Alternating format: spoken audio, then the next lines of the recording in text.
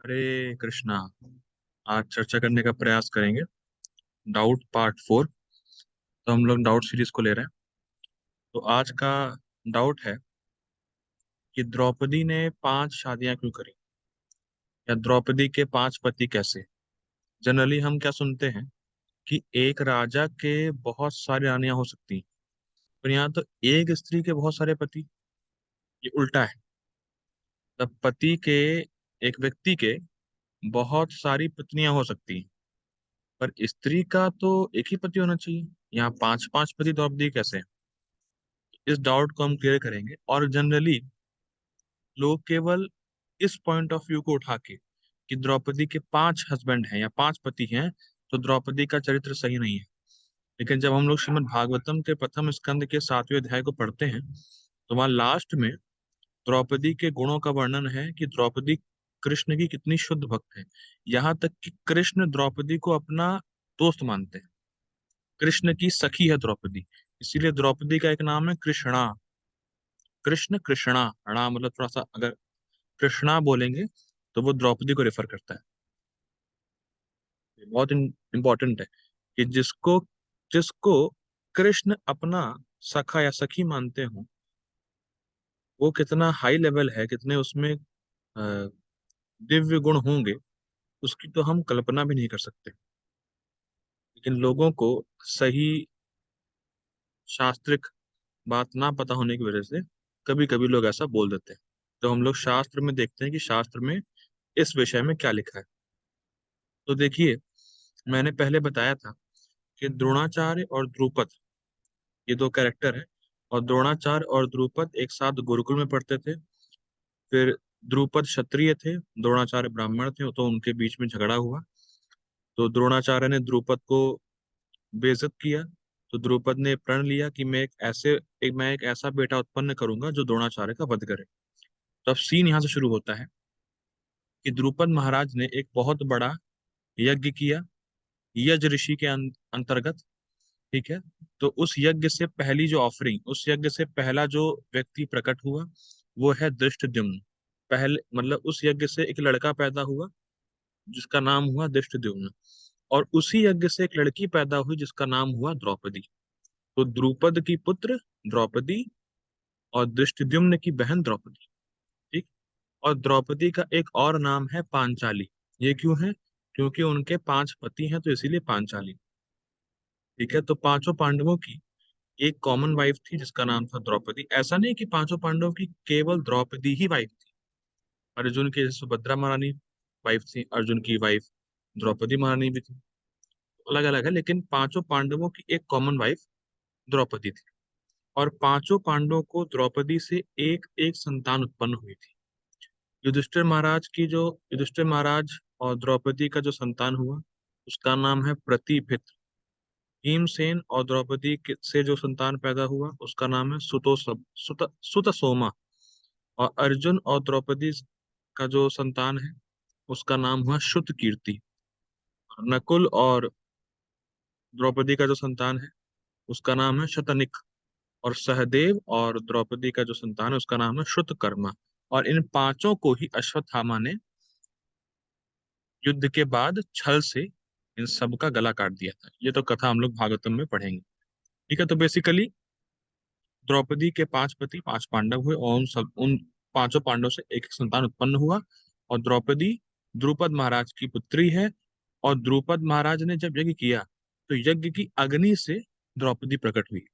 Generally संतान उत्पन्न होती है, नॉर्मली जैसे हम लोग संतान उत्पन्न करते हैं, वैसे उत्पन्न नहीं हुई द्रौपदी। द्रौपदी हवन की पवित्र अग्नि से प्रकट हुई। ठीक है। तो अब द्रौपदी का जो स्वयंवर है, ये बहुत स्पेशल है। और महाभारत में बहुत लंबा वर्णन किया गया है द्रौपदी का स्वयंवर का। देखिए, अगर द्रौपदी का स्वयंवर, द्रौपदी की शादी स्पेशल नहीं होती, तो व्यासदेव महाभारत में उसको बहुत वर्णन नहीं करते। लेकिन ये बहुत स्पेशल। तो देखिए, हम लोग पढ़ते चले जाएंगे क्या बात हो रही है। देखिए, पहली बात तो ये है कि द्रौपदी का स्वयंवर स्पेशल क्यों है। क्योंकि पहले के समय में राजकुमारी को ये हक या ऐसा फ्रीडम था कि वो अपना पति खुद चुन सकती है। इसीलिए नाम है स्वयं वर। वर मतलब हस्बैंड, स्वयं मतलब खुद की इच्छा से। तो राजकुमारी खुद की इच्छा से अपना पति चुन सकती है। और स्वयंवर में होता क्या था, स्वयंवर में ये होता था कि जितने भी राजकुमार हैं पूरे वर्ल्ड से, वो सब आते थे, और जो राजकुमारी से शादी करने के लिए परीक्षा रखी गई है उसको पास करना। तो द्रौपदी के स्वयंवर में सभी जग मतलब पूरे वर्ल्ड से सारे जो है राजकुमार या राजा आए। तो अब द्रौपदी के स्वयंवर में परीक्षा या कहते थे टास्क ये था कि एक बाण था, उस बाण पे आपको स्ट्रिंग चढ़ानी है। फिर उसके बाद उस स्ट्रिंग चढ़ाने के बाद उस धनुष बाण से आपको मछली की आंख पे निशाना बनाना है। निशाना मतलब मछली की आंख पे आपको बाण चलाना है। और वो भी मछली का जो मछली जो है वो घूमेगी ऊपर, और पानी में उसकी रिफ्लेक्शन को देख के बाण चलाना है। मतलब अगर आप बाण चलाएंगे तो आप पानी में देख रहे होंगे कि पानी में मछली का रिफ्लेक्शन कहाँ है, और तब आप बाण ऊपर चलाएंगे। ये था। अब देखिए कई बार लोगों को लगता है जो मछली वहां टंगी थी वो मतलब इतने लोग मूर्ख होते हैं, मैं क्या बताऊं। एक जगह एक डिवोटी बोल रहे थे, ऐसे तो कुछ बात चली थी, क्या कह सकते हैं उसको, जानवरों की हत्या की।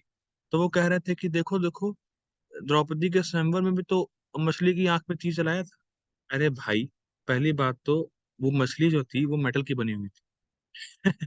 और दूसरी बात, अगर आप कहते हो चलो रियल मछली थी, तो मछली जो है पानी से बाहर थी, तो कब का मर चुकी होती। लोगों को लगता है कि जिंदा मछली पे चलाया, ऐसा कुछ नहीं है। पता नहीं कैसे बोल दिया उन्होंने। फिलहाल जो भी है, वो मेटल की मछली बनी हुई थी। डिस्क के ऊपर एक मतलब एक मेटल की प्लेट थी, उसके ऊपर मछली का डिजाइन था, और नीचे पानी था। वो डिस्क घूमता था, तो पानी में रिफ्लेक्शन को देख के आपको चलाना है बाण, और मछली की आंख पे तीर चलाना है। ठीक है। ये बहुत कठिन था कि बहुत तेजी से डिस्क घूमेगा, बहुत तेजी से मछली घूम रही होगी, आपको पानी में देख के बाण चलाना है। पहली बात तो बाण पे जो वो है स्ट्रिंग चढ़ाना ही बड़ी बात थी।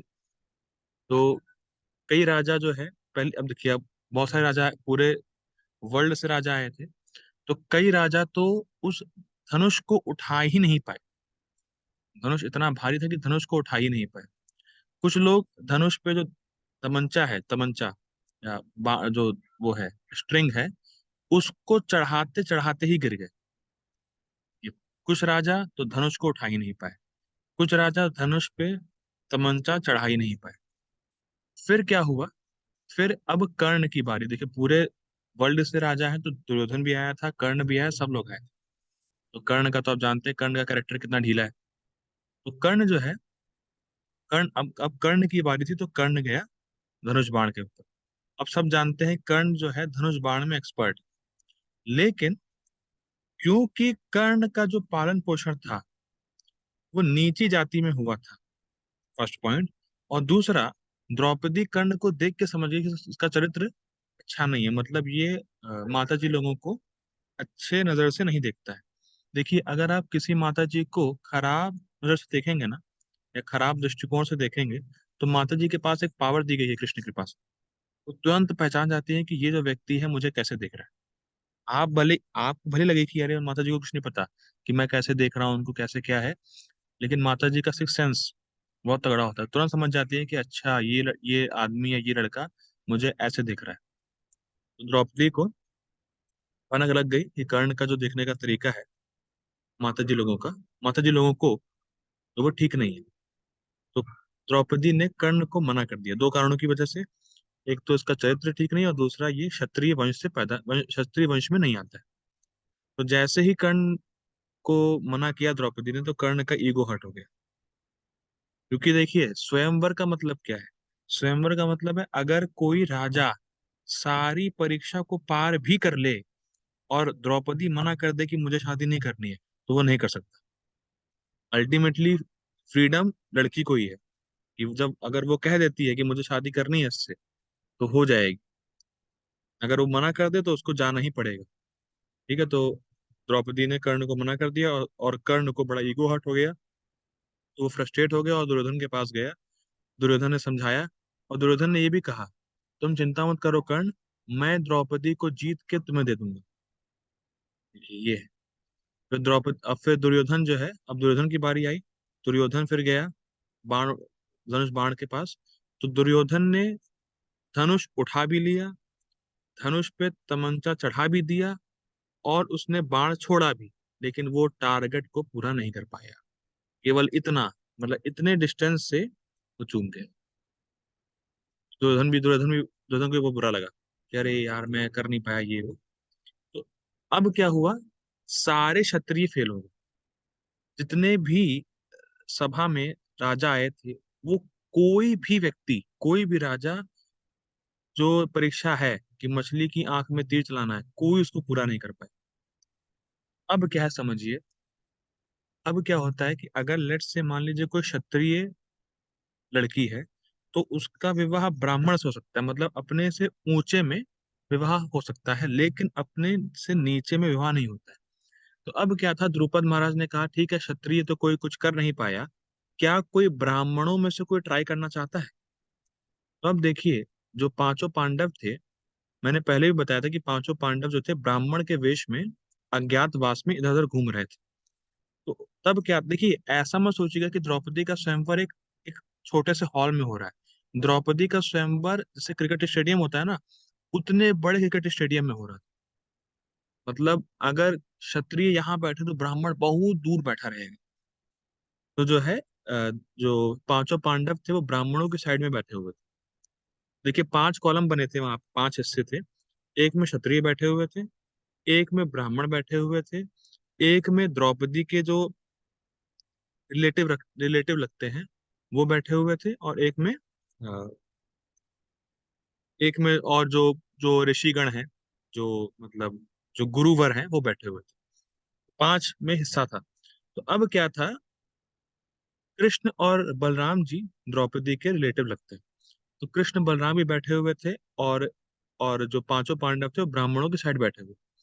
तो अब क्या है, अर्जुन जो थे वो है तो क्षत्रिय, लेकिन ब्राह्मण के वेश में थे। तो उनको लगा कि मुझे ट्राई करना चाहिए।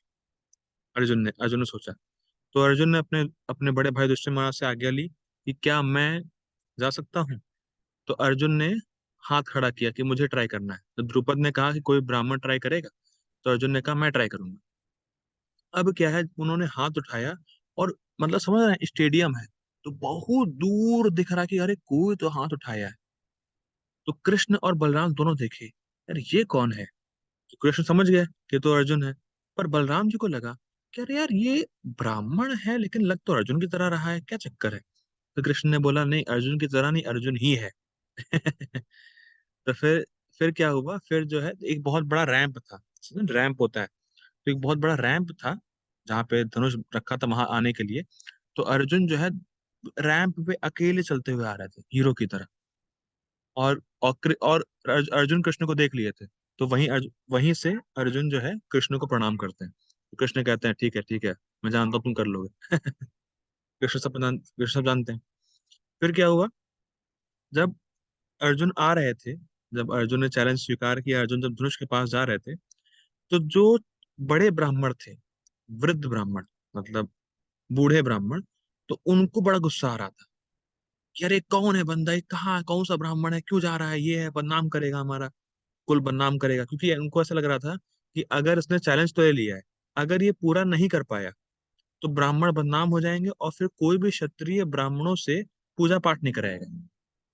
तो उनको बड़ा गुस्सा आ रहा था, वो चिल्ला रहे थे अरे कौन अनाड़ी अनाड़ी ब्राह्मण है, कौन बच्चा है, ये क्या है, ये वो चिल्ला रहे थे। और जो छोटे ब्राह्मण थे, जो बच्चे थे या कह सकते हैं जो 20-25 साल के थे, वो बड़े खुश थे, अरे हमारे कुल से जा रहा है ये वो, अरे नाम रोशन करेगा हमारा, वो बड़े खुश थे। और यहाँ तक कि महाभारत में वर्णन है कि जो उत्तरी होती है ना, जो मतलब दुपट्टा होता है, ये कह सकते हैं जो भी पहनते हैं हम लोग, दुपट्टा तो नहीं कहेंगे, इसलिए उत्तरी कहते हैं उसको। तो लोग उत्तरी निकाल के ऐसे घुमा रहे थे, ओ जा रहा है, अपना अपना भाई जा रहा है, अपने कुल का जा रहा है। ऐसे चिल्ला रहे थे अर्जुन को, वो कर रहे थे। और जो वृद्ध ब्राह्मण थे, वो दुखी थे कि अरे भाई नाम बदनाम कर देगा अगर नहीं कर पाया तो दोनों तरफ के लोग थे। तो फिर उसके बाद अर्जुन ने स्वीकार किया, अर्जुन गया, अर्जुन ने बाण उठाया, लगाया तमंचा, लगाया बाण, ऐसे ऐसे किया, जूम, और लग गया जाके मछली की आंख में। सब सब ब्राह्मण खुश हो गए, अरे हरि बोल, ये वो बहुत खुश हो गए। कि अपने भाई ने कर दिखाया, अपने भाई ने कर दिखाया। ठीक है। तो अब क्या हुआ, जैसे ही ये हो गया, तो शिशुपाल था वहां पे। शिशुपाल, शिशुपाल करेक्टर कौन, शिशुपाल कौन है? शिशुपाल, ठीक है, शिशुपाल कह सकते हैं। शिशुपाल जो है कृष्ण का दुश्मन था, ऐसे समझ लीजिए। शिशुपाल हर शादी में जाता था। तो शिशुपाल था वहां पे। तो शिशुपाल ने, शिशुपाल कह लीजिए या बहुत सारे जो राजा थे, उन्होंने द्रुपद महाराज पे हमला तो नहीं कहेंगे, चिल्लाया उनके ऊपर कि अगर आपको ब्राह्मण से शादी करानी थी तो आपने हमें हमें बुलाया क्यों यहाँ पे, हमारा अपमान क्यों किया? तो अब जितने भी राजा बैठे हुए थे वहाँ, वो गुस्सा हो गए। वो मतलब उनसे रहा नहीं गया। उन्होंने कहा कि अरे द्रौपदी का विवाह एक ब्राह्मण से होगा, ये वो, बहुत हल्ला होने लगा। तो उस हल्ले के बीच में कृष्ण बीच में आते हैं, संभालते हैं, और अर्जुन को और 5 पांडवों को और द्रौपदी को पीछे के रास्ते से निकल, पीछे के रास्ते से कहते हैं दोनों निकलो। तो वो लोग भाग जाते हैं पीछे के रास्ते से। अब क्या होता है, अब जैसे ही 5 पांडव द्रौपदी को ले लेते हैं, तो अब 5 पांडव द्रौपदी के साथ कुंती महारानी के पास जाते हैं। तो एक बात समझिए कि कुंती महारानी हमेशा 2 काम करती थी। एक तो कृष्ण को प्रार्थना करती थी हमेशा, चाहे कुछ भी कार्य कर रही हूँ, कृष्ण का स्मरण होता रहता था। और दूसरा, वो एंजाइटी में रहती थी कि पता नहीं मेरे बच्चे कैसे होंगे, क्या होंगे, क्योंकि उनको उनको निकाल दिया गया था और अज्ञातवास में थे। अज्ञातवास का मतलब होता है कि आपके दुश्मन आपको ढूंढते रहेंगे, और जैसे ही उनको मालूम चल गया कि आप यहाँ पे छुपे हैं, तो फिर आपका अज्ञातवास शुरू हो जाएगा। मतलब फिर आपको छुपना पड़ेगा, फिर आपको राज्य से निकाल दिया जाएगा। राज्य से निकालने का मतलब बेसिकली क्या है कि आप, जैसे लेट्स से फॉर एग्जांपल, आपका अज्ञातवास है 13 साल का। अगर आप 13 साल के बीच में दुश्मन के हाथ लग गए, तो फिर 13 साल एक्सटेंड हो जाएगा। ऐसे होता रहेगा, होता रहेगा। तो बेसिकली इसीलिए कुंती महारानी चिंता करती थी कि क्या पता मेरे, क्योंकि दुश्मन ढूंढ रहे हैं, तो क्या पता मेरे बच्चे उनके हाथ न लग जाएं। तो लेकिन जब युधिष्ठिर महाराज आए द्रौपदी के साथ, अपने 5 भाइयों के साथ, तो बहुत खुश थे युधिष्ठिर महाराज।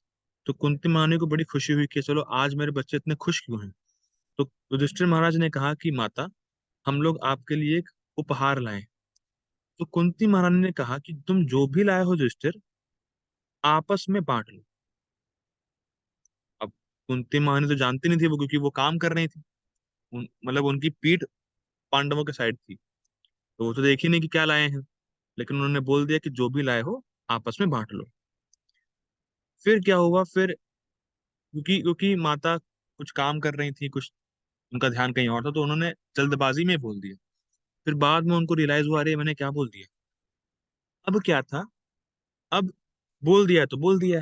देखिए आज की तरह नहीं था वो, कि माँ ने कुछ बोला और उसमें टांग अड़ा रहे हैं, ये कर रहे हैं, नहीं मैं नहीं करूंगा, ये ऐसा है वैसा फलाना धमाका, ऐसा नहीं था पहले। पहले जो माँ ने बोल दिया वो होगा। ये आदर्श था क्षत्रिय का। तो युधिष्ठिर महाराज के पास 2 प्रॉब्लम फंस गई है। पहली प्रॉब्लम तो ये थी कि उनको अपनी माँ की बात भी रखनी थी, और दूसरा कि जब माँ ने बोल दिया है, हाँ, और दूसरा ये कि युधिष्ठिर महाराज की जब शादी नहीं होगी, तो अर्जुन शादी करेगा नहीं। भाई पहले तो बड़े भाई की शादी होती है ना, युधिष्ठिर महाराज की शादी तो हुई नहीं थी, और अर्जुन जीत के ले आया था द्रौपदी को। तो इसीलिए दोनों बात रखने के लिए फिर 5 से विवाह द्रौपदी को करना पड़ा, जिससे कि माँ की बात भी रख ली जाए और युधिष्ठिर महाराज की शादी भी हो जाए। लेकिन ये होने के बाद, जैसे द्रौपदी का 5 पांडवों से शादी होने के बाद, जैसे लोग प्रश्न उठाते हैं ना, कैसे हो सकता है ये, वैसे ही द्रौपदी महारानी के पिता द्रुपद महाराज ने प्रश्न उठाया कि अरे ये क्या है, जीता था अर्जुन, पर अब तो 5 पति हो गए मेरी बेटी के, ये कैसे हो गया? तो व्यासदेव समझाते हैं द्रुपद को कि द्रौपदी का जो पिछला जन्म था, तो द्रौपदी ने अपने पिछले जन्म में शिव जी से प्रार्थना करी थी। मतलब उन्होंने बहुत तपस्या करी पिछले जन्म में द्रौपदी ने, और फिर शिव जी को प्रार्थना करी थी कि उनको एक बहुत अच्छा पति चाहिए। लेकिन जब शिव जी का दर्शन हुआ, तो द्रौपदी इतनी ज्यादा खुश हो गई कि उसने 5 बार रिपीट कर दिया कि मुझे अच्छा पति चाहिए, मुझे अच्छा पति चाहिए, मुझे अच्छा पति चाहिए, मुझे अच्छा पति चाहिए, मुझे अच्छा पति चाहिए। अब अपने शिव जी तो आशुतोष हैं, जल्दी प्रसन्न होने वाले हैं। उन्होंने कहा तथास्तु। अब क्या, जब उसने, क्योंकि द्रौपदी ने 5 बार बोला, इसीलिए उसको 5 अच्छे पति मिले। उसको चाहिए एक ही पति था, उसने 5 बार बोला, लेकिन उसको 5 अच्छे पति मिले। अब तो व्यासदेव कहते हैं कि आप चिंता मत करिए द्रुपद महाराज, ये जो भी इसके साथ अभी हुआ है, द्रौपदी के साथ जो उसके 5 शादियां हुई हैं, उनके 5 पति हुए हैं, तो ये शिव जी के आशीर्वाद से ही हुआ है। और जो पांडव हैं, ये अपने पिछले जन्म में देवता थे और भगवान के पार्षद, मतलब भगवान के साथ रहते हैं। तब व्यास देव जी ने जो है द्रुपद को समझाया कि चिंता मत करिए, और ये होना ही था। और फिर उसके बाद द्रुपद महाराज कन्विंस हो जाते हैं, आशीर्वाद देते हैं, और सब कुछ सही हो जाता है। तो ये कहानी कि द्रौपदी के 5 शादियां क्यों हैं, क्योंकि द्रौपदी ने ही ये वरदान मांगा था। ठीक है। तो आज हम लोग 2 डाउट लेंगे। तो एक डाउट तो हम लोग देख लिए द्रौपदी का। दूसरा डाउट है कृष्ण की रासलीला का। ये तो बहुत कंट्रोवर्शियल है, लोग तो भैया क्या बोले, क्या क्या नहीं बोलते रासलीला के बारे में। तो हम लोग उस पर चर्चा करते हैं। 1 सेकंड दीजिएगा।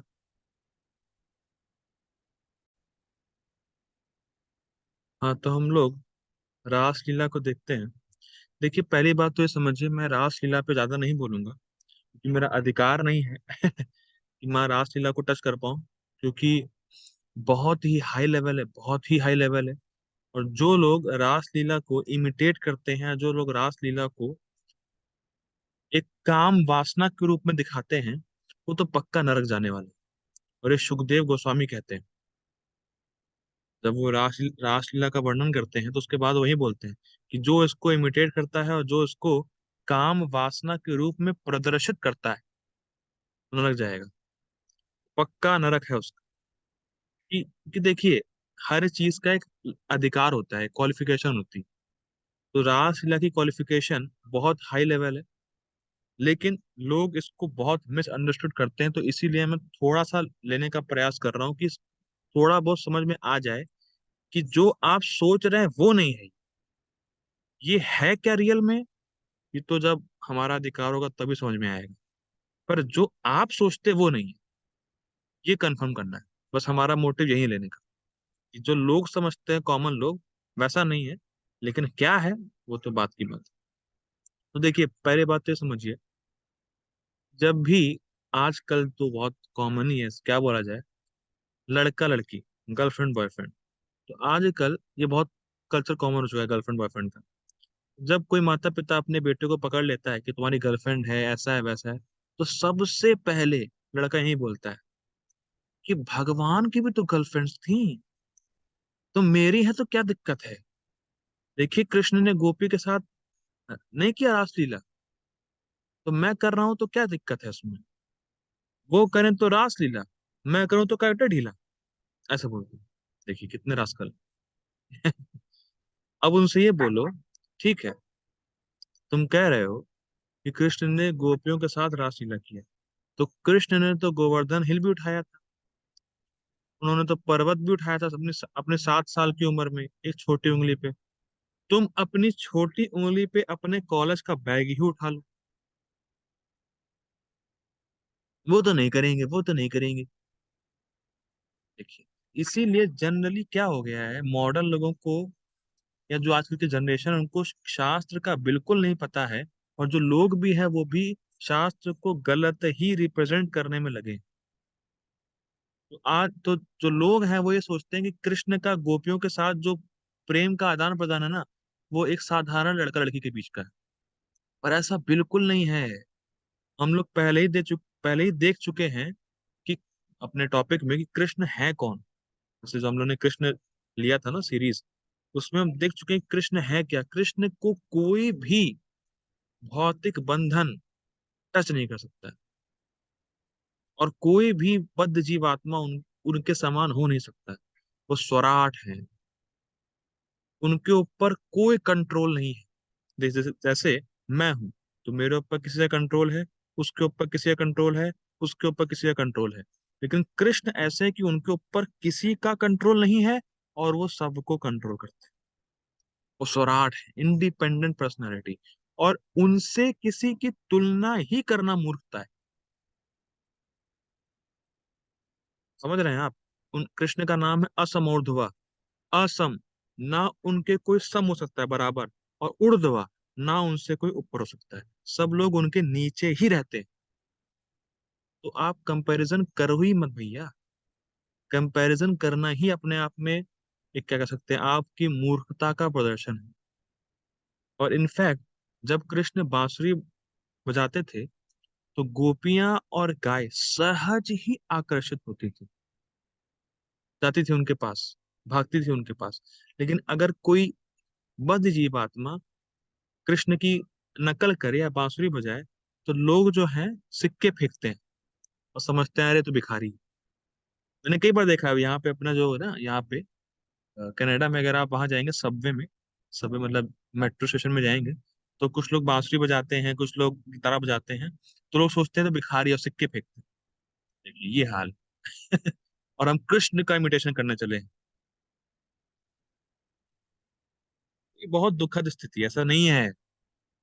जो रासलीला है ना, रासलीला बेसिकली, रासलीला क्या है? रासलीला कृष्ण का अपने अंतरंगा भक्तों से आदान प्रदान है। और ये सेल्फलेस लव है। गोपियां जो कृष्ण से प्रेम करती ना, बिल्कुल निस्वार्थ प्रेम करती, निस्वार्थ प्रेम।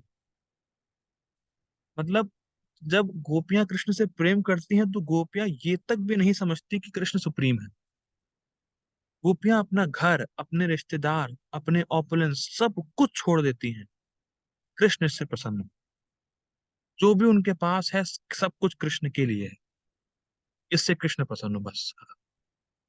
अगर कृष्ण इससे सुखी हैं तो मैं सब कुछ छोड़ने को तैयार हूँ, सब कुछ पाने को तैयार हूं। बस कृष्ण प्रसन्न है कि नहीं इससे, ये भाव रहता है। और जब हम लोग नकल करते हैं कृष्ण की, तो हमारे अंदर क्या भाव रहता है? मैं कैसे सुखी हो सकता हूँ, मुझे कैसे इंद्र तृप्ति मिल सकती है, मेरी कैसे काम वासना पूरी हो सकती है, ये इच्छा रहती है। फर्क है, देखिए कितना बड़ा फर्क है। पूरा सेंटर में ही डिफरेंस आ गया। जो रासलीला है उसमें गोपियां मतलब सिर्फ कृष्ण को प्रसन्न करना चाहती, ये सबसे हाईएस्ट डिवोशन। देखिए इनिशियल स्टेज में क्या होता है, जब कोई नया नया भक्ति में आता है, तो वो अपने अटैचमेंट्स को भी बना के रखना चाहता है। यानी कि ये मेरे परिवार वाले हैं, मेरे दोस्त हैं, मेरा पैसा, मेरा बैंक बैलेंस, मेरा ये मेरा वो। तो वो ये सब भी बचा के रखना चाहता है। और इसमें ही कृष्ण को ऐड करता है स्टार्टिंग स्टेज में, कि ठीक है कृष्ण की भक्ति भी करूंगा, ये सब भी करूंगा, ठीक है।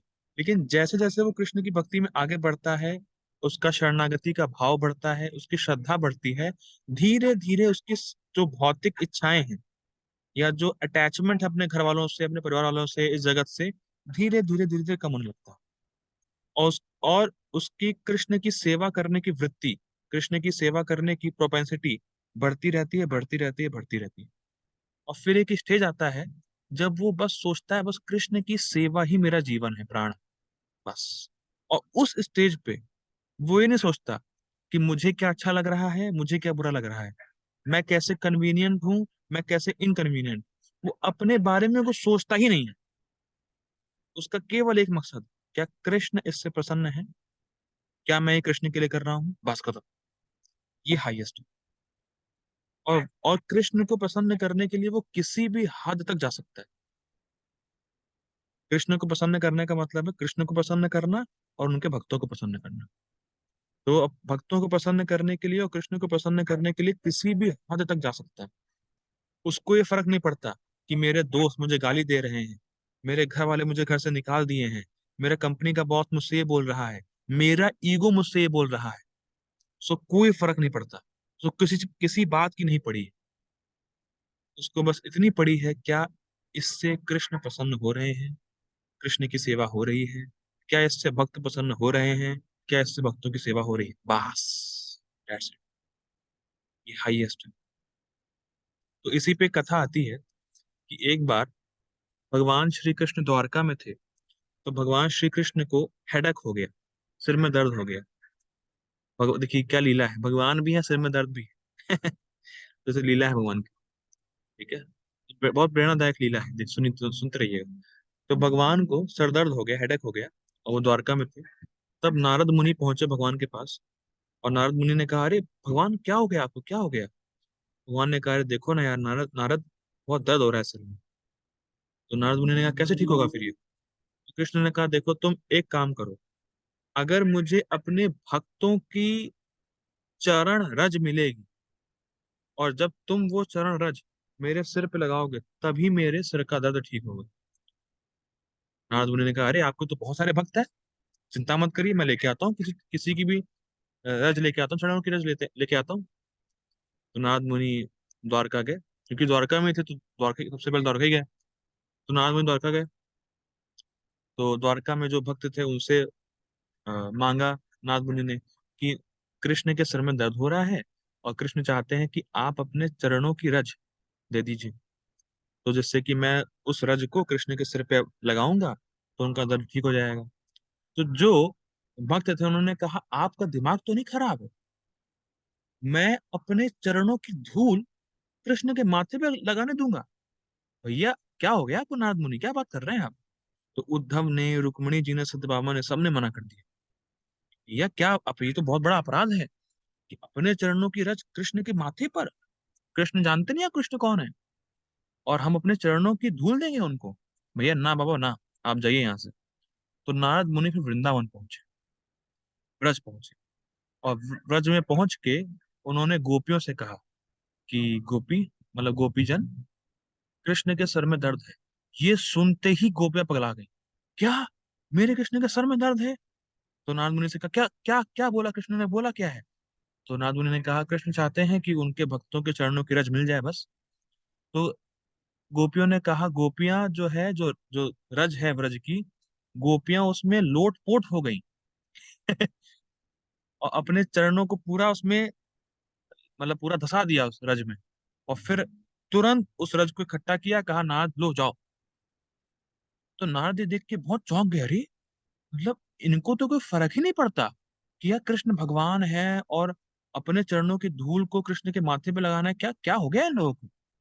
तो नारद मुनि ने बोला कि आप जानती भी है कृष्ण कौन है, और जब ये अगर अगर मैं आपके चरणों की रज लगाऊंगा उनके माथे पे, तो बहुत बड़ा अपराध है आपके लिए, आपको होश है कि नहीं? नारद मुनि ने गोपियों से कहा। तो गोपियों ने कहा, अरे नारद ज्यादा मत बोल, वो लल्ला है, वो हमारा है, जाओ जाके लगाओ रज कृष्ण को। और अगर इस अपराध के लिए हमें एटर्नली, समझ रहे हैं, एटर्नली बहुत भारी शब्द है, एटर्नली मतलब क्या बोला जाए, असीमित काल के लिए नरक में भी जाना पड़े, तो हमें स्वीकार है। ये प्रेम है। अगर हमें शाश्वत काल के लिए, हमेशा के लिए नरक भी जाना पड़ेगा इस अपराध के लिए, हम जाएंगे, पर कृष्ण ठीक होने चाहिए। ये प्रेम है, वो प्रेम, ये प्रेम है। क्या कोई है आज का माई का लाल लड़का कोई जो बोले कि मैं शाश्वत काल के नरक चला जाऊंगा, पर ऐसा वैसा कुछ नहीं, उसको बस सही अपनी इंद्र तृप्ति। तो हम तो बात समझिए, इस भौतिक जगत में प्रेम है ही नहीं। इस भौतिक जगत में प्रेम का विकृत रूप, परवर्टेड रिफ्लेक्शन है, वो भी है लस्ट। जो मतलब चमड़ी है ना, चमड़ी जो शरीर है, तो शरीर की रगड़ को हम लोग प्रेम मानते हैं। या सिंपल शब्दों में कहूं, तो स्त्री पुरुष का जो संग है, हम उसको लव मानते हैं, कि बस यही तो प्रेम है।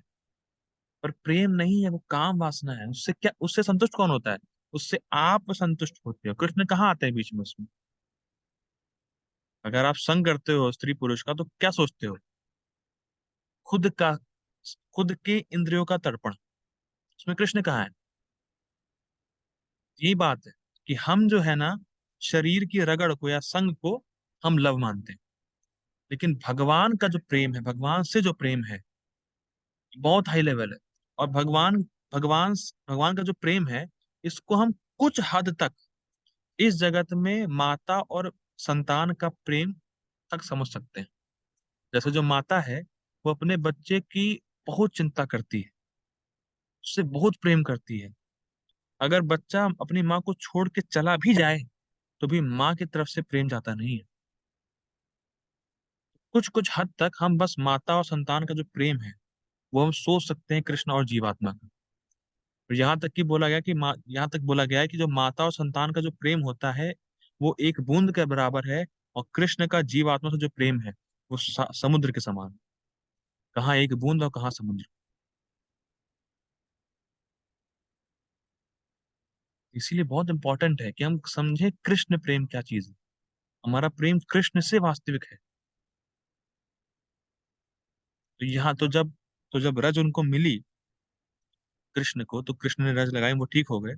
और कृष्ण कहते हैं, गोपियों से कृष्ण कहते हैं कि मैं तुम्हें कुछ भी नहीं दे सकता। तुम्हारा जो प्रेम है वो इतना हाई है, मतलब तुम मेरे बारे में इतना सोचती हो, मतलब तुम मुझे पसंद करने के लिए इतना ज्यादा, गोपी से कहते हैं कि उत्सुक हो तुम लोग, कि मैं कुछ तुम्हें दे ही नहीं सकता। बताइए, कृष्ण जो पूरे अनंत कोटि ब्रह्मांड के मालिक है वो कह रहे हैं गोपियों को कि मैं तो आप लोगों का ऋणी हूँ, मैं आपको कुछ दे ही नहीं सकता। आप जो कर रही हैं बस वही करिए। और गोपियां भी कहती हैं, मुझे तुमसे कुछ चाहिए ही नहीं। अगर तुम दे भी दो, पहली बात तुम कह रहे हो कि तुम कुछ दे नहीं पाओगे, अगर तुम देना भी चाहो तो मुझे कुछ चाहिए ही नहीं। आप समझ रहे हैं क्या प्रेम है? क्या प्रेम है। मैं कुछ दे नहीं सकता, और अगर तुम देना भी चाहो तो मुझे कुछ चाहिए ही नहीं। ये प्रेम है।